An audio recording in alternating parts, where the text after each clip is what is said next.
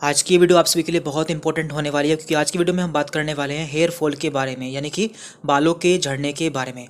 देखिए, आज के समय में एक बहुत ही कॉमन समस्या है और लगभग हर किसी को इसका सामना करना पड़ता है। तो शुरुआत में हमें पता नहीं होता है कि हमारे बाल किस वजह से झड़ रहे हैं या फिर किस वजह से टूट रहे हैं, और इस चक्कर में हम कई सारे डॉक्टर के चक्कर काटते रहते हैं और अपने कई सारे पैसे भी बर्बाद कर देते हैं। तो इसलिए आपको पता होना चाहिए कि आपके बाल किस वजह से टूट रहे हैं, जिससे आप उसका सही ट्रीटमेंट कर सकें। तो आज की वीडियो में हम यही जानने की कोशिश करेंगे कि हेयर फॉल के क्या क्या कारण होते हैं और आप कैसे जान सकते हैं कि आपका हेयर फॉल किस वजह से हो रहा है। तो ये हमारा पर्सनल एक्सपीरियंस है, हमने कई सारे पेशेंट पर ये ट्राई भी किया है। पहले हम जान लेते हैं कि हेयर फॉल के क्या क्या कारण होते हैं। तो देखिए, इसके 6 मुख्य कारण होते हैं। पहला है जेनेटिक्स या फिर हेरिडिटी। दूसरा है हार्मोनल इनबैलेंस, यानी कि हार्मोन्स का ऊपर नीचे हो जाना।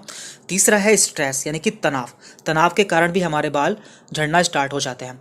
फोर्थ है यहाँ पर न्यूट्रिशनल डेफिशिएंसी, यानी कि न्यूट्रिशन की कमी हो जाने के कारण भी हमारे बाल झड़ना स्टार्ट हो जाते हैं। नंबर 5 है सीरियस इलनेस, यानी कि यदि कोई लंबे समय तक बीमार रहता है तो भी उसका हेयर फॉल हो सकता है, जैसे कि टाइफाइड के केस में। एंड नंबर 6 है मेडिकेशन। देखिए, कुछ दवाइयाँ ऐसी होती है जिन्हें लेने से हमारा हेयर फॉल स्टार्ट हो जाता है। तो ये 6 मुख्य कारण हैं जिनके कारण हमारा हेयर फॉल स्टार्ट हो सकता है। और देखिए, यहाँ पर आपके लिए एक अच्छी बात भी है कि यदि आपके बाल जेनेटिक्स के अलावा इन 5 वजह से गए हैं तो आपके बाल वापस भी आ सकते हैं, या फिर आपके बाल झड़ रहे हैं तो आपके बाल रुक भी सकते हैं। बस आपको उसका सही कारण जानना जरूरी है। जेनेटिक्स के केस में क्या होता है, जो हमारे बाल होते हैं वो पर्टिकुलर एक रीजन से जाते हैं और ये एक एज आने पर ही होते हैं, यानी कि सभी के नहीं होते हैं, किसी एक पर्टिकुलर एज आने पर ही होते हैं। तो आपको जानना जरूरी है कि आपके बाल किस वजह से झड़ रहे हैं। तो उसी के बारे में हम इस वीडियो में बात करने वाले हैं कि आपको इसके लिए कौन कौन से टेस्ट कराने चाहिए। देखिए, उससे पहले आपको यह जानना जरूरी है कि हमारे बाल किस तरह से बढ़ते हैं। देखिए, हमारे बालों में 3 तरह की फेज पाई जाती है। पहली है एनाजन, जो कि 2 से 6 साल की होती है, और हमारे जो सिर पे बाल पाए जाते हैं उसमें से 90% बाल इसी फेज़ में होते हैं, और ये ग्रोथ फेज़ होती है जिसमें हमारे बाल लगातार बढ़ते रहते हैं। इसके बाद आती है कैटाजन फेज, जो कि 1 से 2 सप्ताह की होती है, और इसमें हमारे बालों की ग्रोथ रुक जाती है क्योंकि ये रेस्टिंग फेज होती है। इसके बाद आती है टिलोजन फेज, जो कि 5 से 6 सप्ताह की होती है। इसमें क्या होता है, जो हमारे बाल बड़े हो जाते हैं या फिर बूढ़े हो जाते हैं तो वो गिरना स्टार्ट हो जाते हैं। तो आप देखते होंगे कि आपके डेली कुछ बाल गिरते रहते हैं, तो वो इसी के कारण होता है, लेकिन उसकी जगह पर दूसरा नया बाल उग जाता है। तो ये एक नॉर्मल प्रोसेस होता है जो कि चलता रहता है। तो ये हमारे बालों की लाइफ साइकिल होती है। हम बात कर लेते हैं कि आपके बाल क्यों झड़ रहे हैं, तो आप इसे कैसे जान सकते हैं। तो पहला रीज़न था जेनेटिक्स। जेनेटिक्स में क्या होता है, जो आपके बाल जाते हैं वो एक पैटर्न में जाते हैं, जिसे कि हम मेल्स में मेल पैटर्न हेयर लॉस कहते हैं और फीमेल्स में फीमेल पैटर्न हेयर लॉस कहते हैं। तो ये एक पर्टिकुलर पैटर्न में होता है, यानी कि आपके बाल कुछ इस तरह से जाते हैं, आगे से और पीछे से। तो ये मेल में होता है, जबकि फीमेल्स में कुछ इस तरह से आपका हेयर लॉस होता है। लेकिन आपको यह जानना जरूरी है कि जो जेनेटिक्स के कारण हेयर फॉल होता है वो एक पर्टिकुलर एज आने के बाद ही होता है, और ये बहुत धीरे धीरे होता है, यानी कि काफ़ी स्लो प्रोसेस होता है, और इसमें आपके बाल भी काफ़ी धीरे धीरे से जाते हैं और एक पर्टिकुलर एरिया से ही आपके बाल जाते हैं। लेकिन आपको अभी इसके बारे में नहीं सोचना है, आपको पहले दूसरे कारण जानने चाहिए, तो उनके बारे में भी हम बात कर लेते हैं। इसके अलावा एलोपेशिया या फिर हेयर लॉस के कई सारे टाइप होते हैं, जैसे कि androgenic alopecia, alopecia areata, traction alopecia, telogen alopecia and anagen alopecia. देखिए, यह एक बहुत बड़ा टॉपिक है, इसके बारे में हम अलग से वीडियो में बात करेंगे।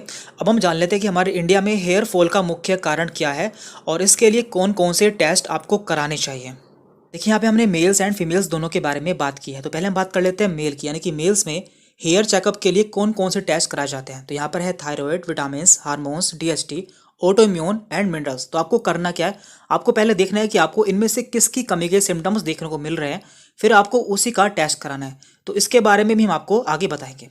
फीमेल्स में इसके लिए thyroid, vitamins, hormones, iron, autoimmune and minerals के टेस्ट कराए जाते हैं।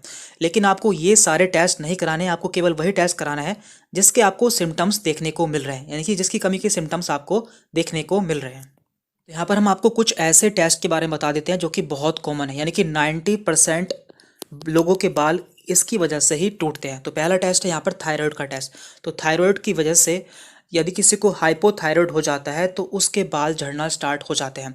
तो इसके लिए आप TSH का टेस्ट करा सकते हैं यदि आपको थायराइड के सिम्टम देखने को मिल रहे हैं।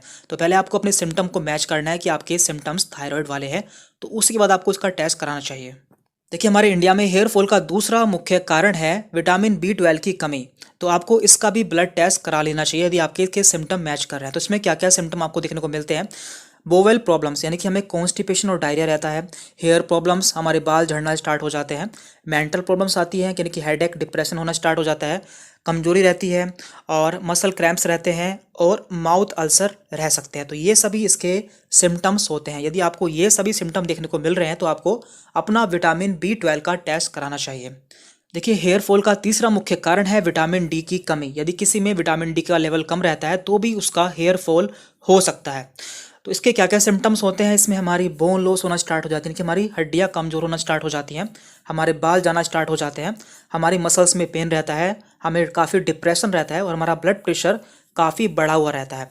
तो यदि आपको ये सभी सिम्टम देखने को मिलते हैं तो आपको अपना विटामिन डी का टेस्ट कराना चाहिए। यदि आपका विटामिन डी कम मिलता है तो आपको उसे पूरा करना चाहिए क्योंकि इसकी वजह से भी आपके बाल टूटना स्टार्ट हो जाते हैं। पर हेयर फॉल के लिए अगला टेस्ट है आयरन या फिर फेरेटिन टेस्ट। तो ये मेनली फीमेल्स में देखने को मिलता है, यानी कि फीमेल्स में आयरन की कमी के कारण उनके बाल झड़ना स्टार्ट हो जाते हैं।